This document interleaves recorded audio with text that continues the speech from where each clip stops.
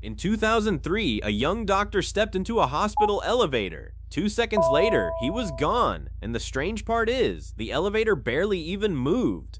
Now think about this for a second. You've stepped into an elevator 1,000 times without a second thought.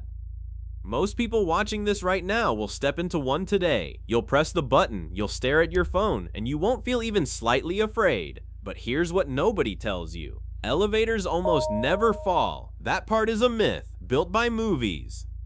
The real dangers are quieter, faster, and honestly, a lot more unsettling. So before you press that button again, let's walk through the worst elevator incidents ever recorded, and exactly how each one happened. And stick around to the end, because the very last story is almost impossible to believe. First, let's clear something up. When people imagine an elevator going wrong, they picture the cable snapping and the car dropping like a stone. It's terrifying. It's also extremely rare. Modern elevators have brakes, backups, and safety locks built for exactly that moment, usually several of them at once. So if free falling almost never happens, what actually does? It comes down to 4 things. Number 1, the gap, that small space between the car and the wall of the shaft. Number 2, the doors. They look gentle. They are not. Number 3, the open shaft, when the doors slide apart and there is nothing waiting on the other side.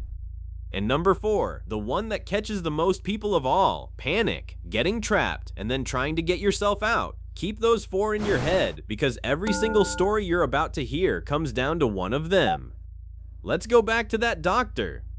He stepped into an elevator in a busy hospital, surrounded by people, on an ordinary working day. As the doors began to close, they caught on something, and at the exact wrong moment, the car started to move. He never had a chance to react. It was over in seconds, in front of witnesses, in one of the safest, most controlled buildings you can imagine. Investigators later found the elevator had been flagged for problems before that day.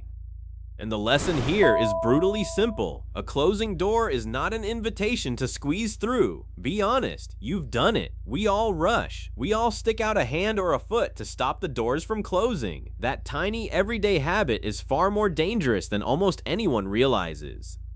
Story 2. A man is waiting for an elevator that's taking far too long. He's tired, he's impatient, and the little display isn't telling him anything useful. The doors are shut, so he decides to take matters into his own hands, and he forces them open. He steps forward expecting solid floor, but the car isn't there. It's parked on a completely different level, several floors away. What's waiting for him instead is the open shaft. This story stays with people because it was so completely avoidable. So burn this rule into your memory for the rest of your life. If the doors won't open on their own, there is always a reason. Always. The system isn't broken, it's protecting you. Quick thing, if your palms are getting a little sweaty right now, you're not alone, and you should probably tap subscribe, because it only gets worse from here. Story 3 takes us into the part of the elevator you never see, the shaft itself. A technician is doing routine maintenance, standing inside that shaft, working on the machinery in a tight, dark space. He's done this hundreds of times, and somewhere above him, the car gets a signal to move.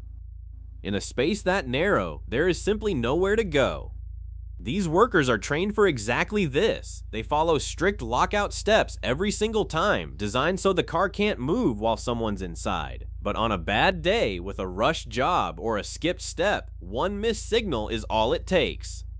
Story 4 is one people bring entirely on themselves. It's called elevator surfing, climbing on top of the car or down into the shaft for a thrill, a dare, or a stupid shortcut. In the dark, with a multi-ton car moving on rails it can't see, the math is simple and merciless. There are no railings up there. There's no second chance. Every year, curious teenagers and confident grown adults try it, absolutely certain they'll be the exception to the rule. Here's the truth all of them learn far too late. The shaft does not care how confident you are. Story 5 is the one that could happen to almost anyone. A passenger gets stuck between floors. The car stops, the lights flicker, and the doors won't open. Now here's the part most people get wrong. If that ever happens to you, you are almost completely safe. As long as you do nothing, the danger begins the moment you try to rescue yourself. In this case, the trapped passenger panics. They pry the doors open, see the floor just below, and decide to climb down through the gap. And that's the moment the car chooses to move again. Wait for help, press the button, call for someone, and stay inside. A boring rescue is the one you walk away from. Now the worst of them all. Go deep underground, into a mine, where elevators aren't little boxes, they're massive steel cages carrying dozens of workers at once, thousands of feet below the surface, all packed in shoulder to shoulder.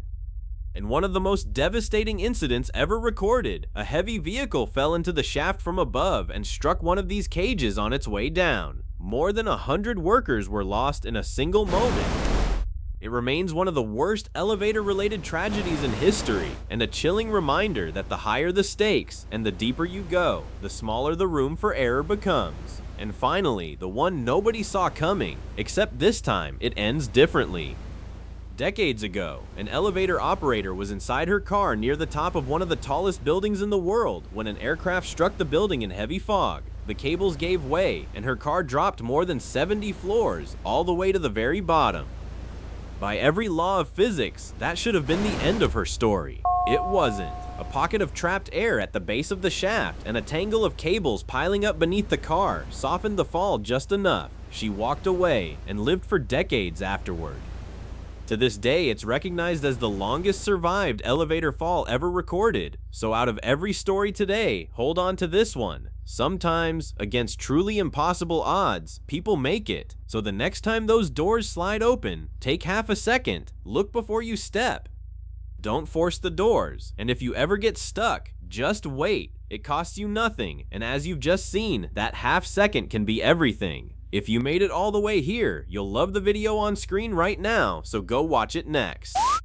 And remember, this channel is here to spark your curiosity, so treat every story as a starting point and go dig deeper yourself. See you in the next one.